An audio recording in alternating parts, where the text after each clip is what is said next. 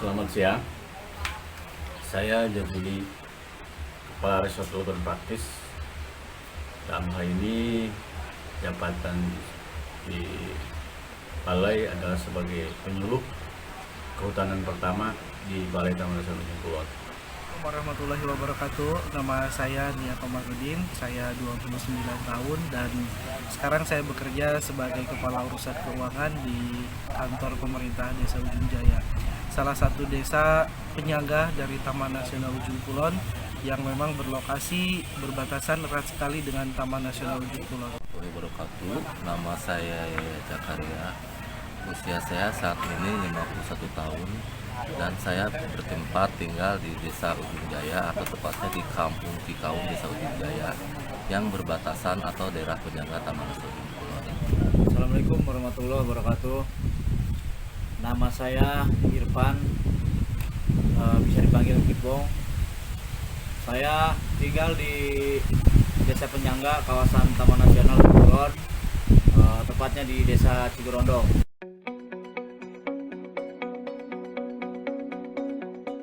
Kebanyakan wisata memang berlokasi di kawasan Taman Nasional Ujung Kulon. Cuman akses untuk menuju ke wisata tersebut melalui Desa Ujung Jaya. Salah satunya wisata alam, kita punya banyak curug atau air terjun kecil. Contohnya ada Curug Cikacang yang memang berada di kawasan, tapi secara akses itu melalui Desa Ujung Jaya terlebih dahulu. Apalagi yang kemarin baru dibangun, sarpras wisatanya pun ada di kawasan Kampung Tanjung Lame juga, sebesar kurang lebih beberapa hektar yang memang dibangun khusus untuk melengkapi wisata alam yang ada di Desa Ujung Jaya. Perlu kita jelaskan bahwa wisata di Ujung Kulon itu sebetulnya kompleks ya, ada banyak. Ada wisata bahari, ada wisata trekking, kemudian juga ada wisata religi. Sering dilakukan sih trekking, terus snorkeling. Kalau diving sih jarang-jarang diving. Itu di kawasan Ujung Kulonnya. Mancing juga, mancing. Hubungan TN dengan masyarakat yang saya tahu sih ya biasa-biasa aja maksudnya. Kalau menurut saya itu kurang baik, bahkan sampai sekarang, karena ada beberapa permasalahan yang belum terselesaikan sampai sekarang. Di antaranya selama ini ada paradigma bahwa masyarakat itu hanya akan menjadi satu ancaman bagi kelestarian atau konservasi kehidupan yang ada di Taman Nasional, entah itu dengan cara berburu atau dengan cara seperti apa gitu. Nah, harapan saya ini akan dapat terselesaikan. Selain dari itu juga ada permasalahan daerah yang ditinggali oleh masyarakat termasuk ke dalam kawasan Taman Nasional, sehingga kemarin ada pembangunan sarana wisata, sempat ada isu bahwa masyarakat akan diusir atau seperti apa, seperti itu. Nah, itu jadi konflik tersendiri yang sampai sekarang memang belum terselesaikan. Dirasakan saat ini memang saling terjadi komunikasi, yang membangun komunikasi. Saat ini dibangun komunikasi yang benar-benar untuk menuju keharmonisan antara masyarakat dengan daerah Taman Nasional Ujung Kulon. Hal ini terbukti dengan beberapa kegiatan-kegiatan dari daerah di Balai Taman Nasional, yang selalu melibatkan beberapa masyarakat untuk diberdayakannya masyarakat oleh beberapa pihak Taman Nasional. Nah, itu mungkin salah satu bentuk cara pendekatan atau cara mensinkronkan antara pemahaman masyarakat dengan pihak Taman Nasional Ujung Kulon. Saya kira untuk sekarang ini Taman Nasional Ujung Kulon khususnya dengan masyarakat sekitar, terutama kawasan Ujung Jaya, kemudian Taman Jaya, Cigorondong, kita sepertinya sudah saling membantu, artinya sudah harmonis. Kenapa demikian? Karena 2017 ke sini itu tidak ada hal-hal yang saya kira signifikan antara masyarakat dengan nasional, dan justru di sini terbangun sebuah kolaborasi yang baik antara masyarakat dengan kawasan nasional. Ada. Seperti Contohnya kita ada pelatihan kepemanduan kayak gitu. Untuk guiding kebanyakan itu sih biasanya untuk guiding. Pelatihan yang sifatnya mengarah ke wisata memang sementara ini belum diadakan lagi. Kalau dulu memang pernah ada pelatihan seperti guiding, kemudian sekitar tahun berapa? itu kalau tidak salah sekitar tahun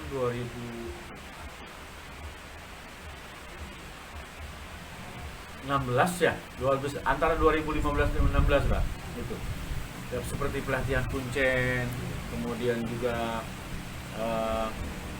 pelatihan porter, interpreter. Nah, interpreter ini belum udah lama nih. Interpreter belum pernah dilaksanakan lagi.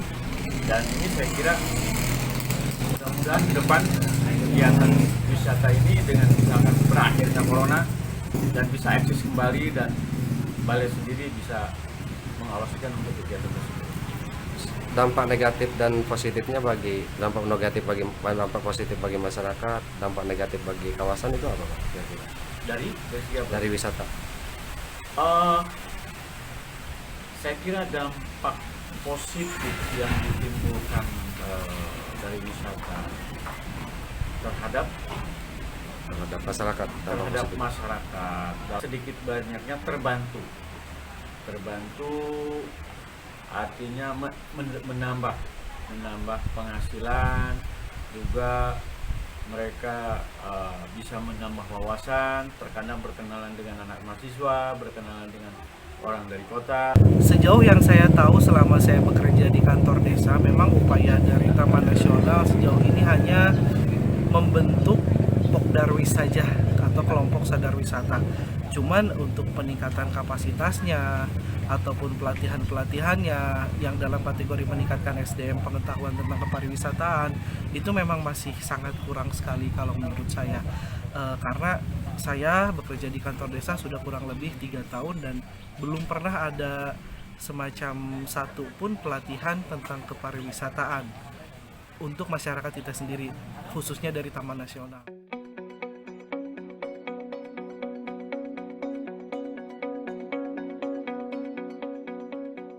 Yang terbantu artinya menambah penghasilan, juga mereka bisa menambah wawasan, terkadang berkenalan dengan anak mahasiswa, berkenalan dengan orang dari kota, sehingga pengetahuan mereka berkembang, kolaborasi dengan warung misalkan, dengan banyaknya orang yang berkunjung ke Taman Nasional, dengan secara tidak langsung mereka juga mengeluarkan uangnya. Positif dulu ya. Positifnya kita ada penghasilan tambahan. Terus negatifnya untuk kawasan itu secara tidak langsung mengganggu aktivitas hewan satwa di sana. Adanya kebakaran karena terkadang mereka memasak atau membuat perapian di perjalanan. Ini sampah bagi mereka yang belum sadar betul terhadap lingkungan. Ini sampah menjadi prioritas utama. Kalaupun memang kita sudah menghimbau terhadap para tamu untuk membawa kembali sampah yang dibawa, ini hanya mungkin 1-2 orang saja yang sadar dengan itu.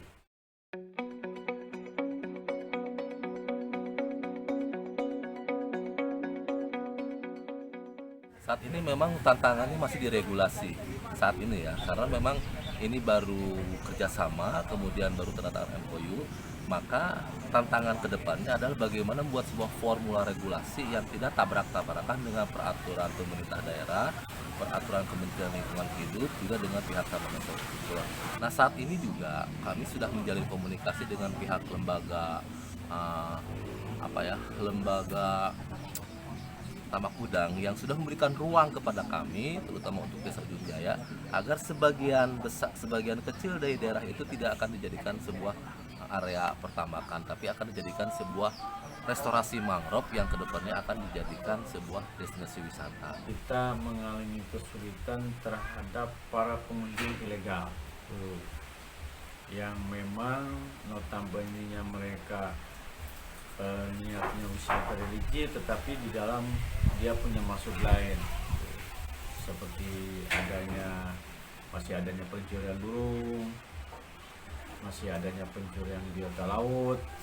Yang jelas harapan masyarakat, terutama di bidang pemberdayaan ekonomi tadi, artinya masyarakat akan lebih jelas mana masyarakat yang akan bermain di bidang ekonomi dan di bidang wisatanya tadi. Karena saya katakan tadi, berbasis masyarakat itu tidak semua masyarakat akan menjadi sebuah pengelola dari wisata tersebut, tapi sisi-sisi lainnya harapan masyarakat akan terangkatlah ekonomi mereka.